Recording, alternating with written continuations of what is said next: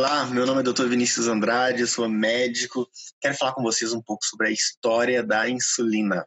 Se você está me assistindo pelo YouTube, dê seu like, clique aí para você seguir o nosso canal e aperte o botãozinho da notificação, porque a gente tem muito conteúdo interessante sobre a reversão de doenças metabólicas. Então vamos lá, vamos falar desse assunto que é fascinante, sobre que é a história da insulina, como foi que surgiu esse hormônio sintético, que hoje ele é vida para muitos diabéticos, tipo 1, porque a gente vai ver que usar mais na frente.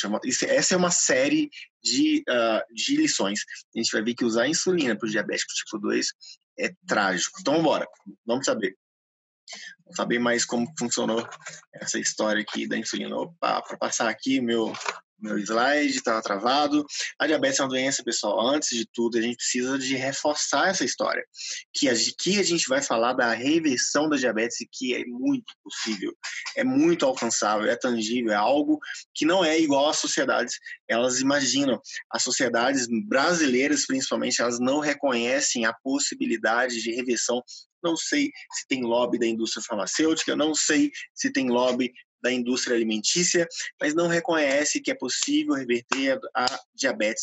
E sim, é possível reverter a diabetes, é possível reverter, mas usando as estratégias adequadas e não a estratégia, como diz a Sociedade Brasileira de Diabetes, que deveria estar levantando essa bandeira da reversão do problema, né, a reversão da doença grave, que é a diabetes multifacetada, multissistêmica. Olha o que ela diz, infelizmente. A ingestão alimentar diária deve ser disciplinada, ok? Lógico, claro, fracionada em diversas refeições. Como assim? Se a gente fraciona as refeições, a gente vai fazer picos de insulina o tempo inteiro e a gente vai ver o que isso vai causar ali na frente. Ajustada à prática de exercícios físicos, maravilha. E ao esquema de insulinização ou de antidiabéticos orais, de forma a impedir o consumo excessivo de alimentos nas refeições e o jejum prolongado, impedir o jejum prolongado. Como assim, Sociedade Brasileira de Diabetes? Como assim, se o jejum prolongado vai ser, na frente, uma arma que a gente tem para a gente lutar exatamente contra? Olha o que ela fala, eu vou traduzir para vocês. Olha, vocês precisam tomar o veneno o tempo inteiro para vocês tomarem um remédio depois. É basicamente isso. Esse é o raciocínio que tem sido feito, tem sido levantado até hoje pelas sociedades brasileiras, Sociedade Brasileira de Diabetes aqui está falando, e outras sociedades também, que eu não quero nem entrar nesse assunto especificamente. Nosso compromisso é com a verdade, certo? Então eu vou trazer para vocês aqui como funciona essa história de que é sim possível reverter diabetes. Sim, é possível, só que dessa forma como está colocando aqui, carboidratos, 45% a 60%, impossível. Dessa forma, realmente, a doença é crônica e progressiva, como foi colocado para nós médicos, colocado para todos os profissionais de saúde, para nutricionistas, enfim. Eu lutei a vida inteira contra essa história. Infelizmente, eu sou médico nefrologista, eu vi meus pacientes, há 15 anos que eu vejo todos os pacientes começarem com a resistência insulínica e evoluírem progressivamente para quadros mais graves de doença renal crônica, hemodiálise e morte. Por quê? Porque é uma doença crônica e progressiva, como foi falado ali no livro de medicina. Só que não, só que a diabetes, ela é sim reversível com as medidas adequadas. Vamos embora? Não só eu que estou falando, mas a ADA, em abril de 2019, ela veio a público para falar que sim, essa doença é uma doença que é muito possível de se atingir a reversão da diabetes com as estratégias adequadas, principalmente com terapia de restrição de carboidratos. Em 2019, houve um consenso da ADA para falar isso. Antes disso, a diabetes UK, que é do Reino Unido, já tinha vindo a público, não só ela, como a da Austrália também, e lançaram um documento para falar da importância da restrição da terapia de restrição de carboidratos no manejo, no tratamento e na possibilidade de reversão da diabetes dessa forma. E agora, talvez mês passado, a gente está aqui no dia 19 de junho de 2020, foi em maio, entre abril e maio. no final de abril, início de maio, a Diabetes do Canadá veio também a público para falar que, sim, é possível, reconhecendo a terapia de restrição de carboidratos como uma forma de tratamento. Mas a gente vai ver aqui na frente que só isso é possível, mas ainda é difícil. Existem técnicas adequadas para que seja alcançado essa possibilidade de reversão, de fato, da diabetes. Vamos falar da história da insulina, então, que é muito legal. A insulina começou, a descoberta dela foi feita no início dos anos 20, 1920, por aí, uma nova era no tratamento da diabetes, né, pessoal? Enfim, os pacientes que eram emagrecidos, os pacientes que sofriam com diabetes do tipo 1, os pacientes que eles urinavam muito, bebiam muita água e evoluíam ali para quadros de cetoacidose, quadros gravíssimos. Esses pacientes, eles morriam inexoravelmente, aquilo era igual à morte. Enfim, para eles, em 1920, uma luz se abriu, né? Uma esperança, e as pessoas aí começaram a observar que essas doenças elas podem ser curadas. Mas como é que foi descoberto que aquilo que era o que estava faltando era a insulina?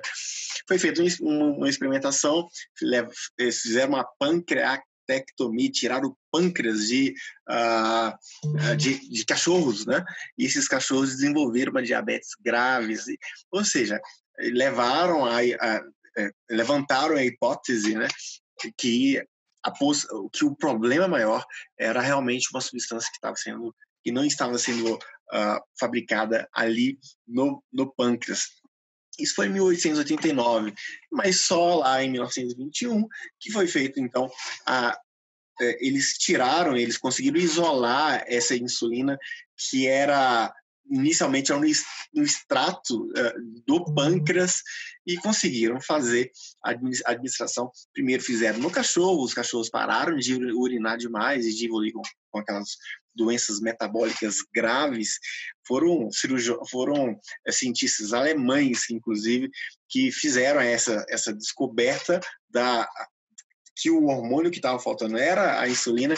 Depois, o William Benting, lá do Canadá, fez a descoberta da insulina, inclusive ganhou o prêmio Nobel daquela época. E foi maravilhoso. Então, em 1921, a insulina foi purificada, disponível na forma de administração. Em 1922, o primeiro experimento humano foi feito com um menino diabético de 14 anos, e o que aconteceu com ele foi realmente uma melhora importante do quadro clínico. Os sintomas foram todos revertidos. As pessoas evoluem muito grave. São 2 hormônios que o corpo não consegue ficar sem. Primeiro, insulina, depois cortisol.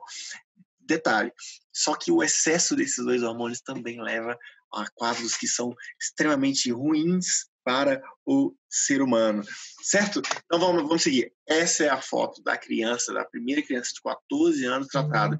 Isso aqui, à esquerda, a gente vai ver que essa criança grave, 14 anos, desnutrida, sem músculo, sem musculatura, e aqui a gente vai ver a criança depois já trófica, já eutrófica, já tranquila. Enfim, a gente entende aí o poder trófico da insulina, da resposta à insulina, e isso foi realmente, como eu disse, foi motivo para ser concedido o Prêmio Nobel de Medicina naquele ano de 1923.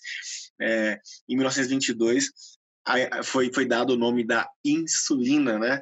E os resultados aqui desse experimento foi, então, mostrado, foi evidenciado aí para os médicos americanos. Infelizmente, a insulina não tratava todos os doentes. Por quê?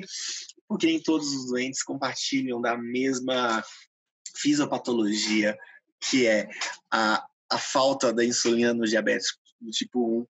O diabético do tipo 2, ele tem excesso de insulina. Na medida que eu dou insulina para o diabético do tipo 2, eu posso reduzir a glicemia, mas eu não melhoro a condição fisiopatológica base, que é a resistência a insulina.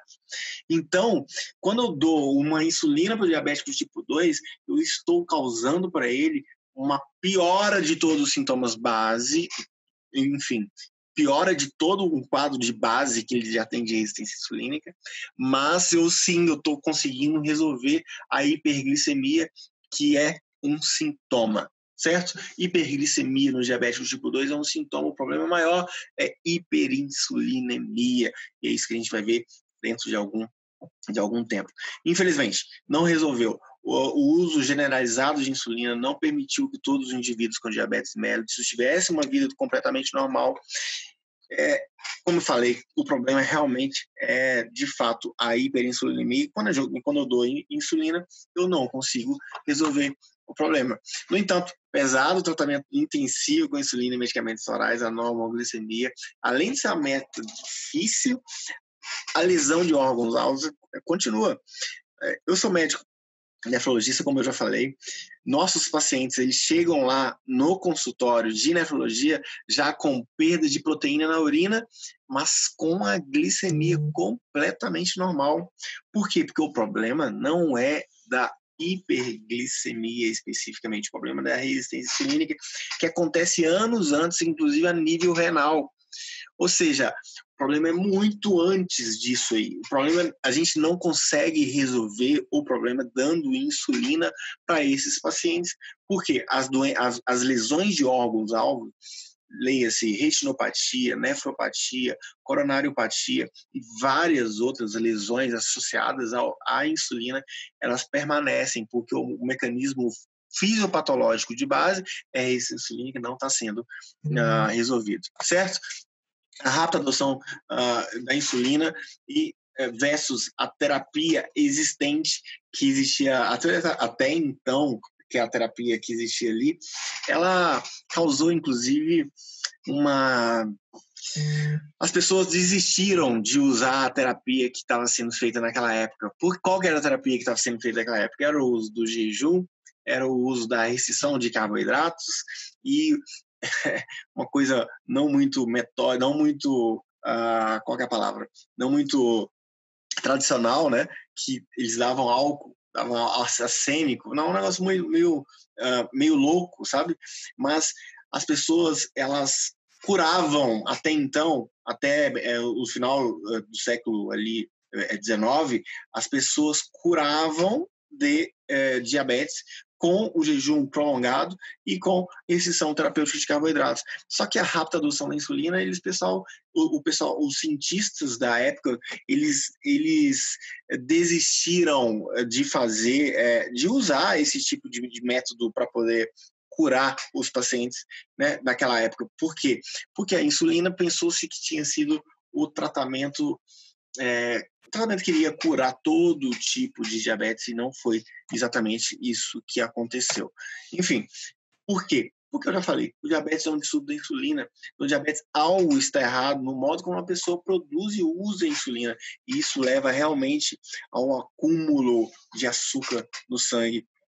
Enfim, como eu tenho esse acúmulo de açúcar no sangue, isso como uma consequência do uso de açúcares, de carboidratos, de hidratos de carbono e de açúcares puros, industrializados.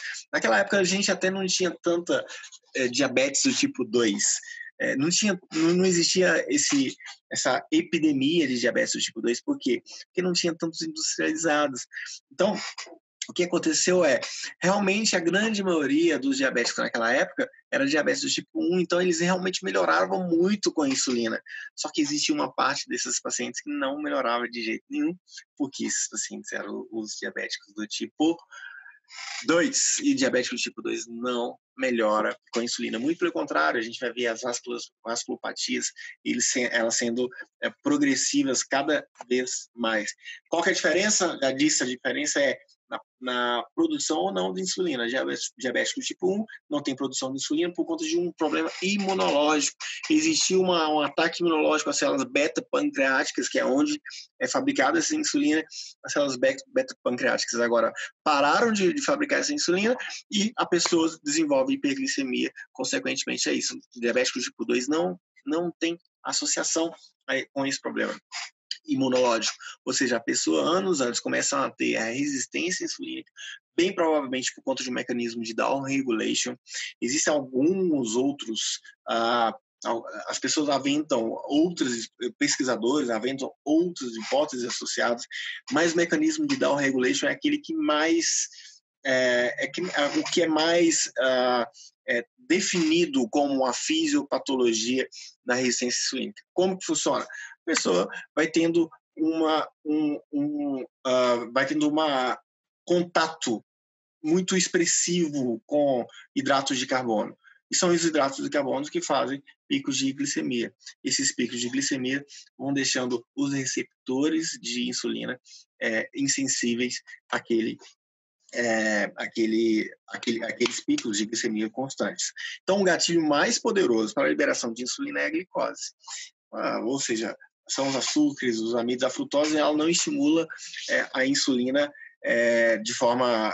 Aliás, ele não tem picos de insulina por conta da frutose. A frutose gera outros problemas que a gente vai ver depois no decorrer das nossas conversas aqui.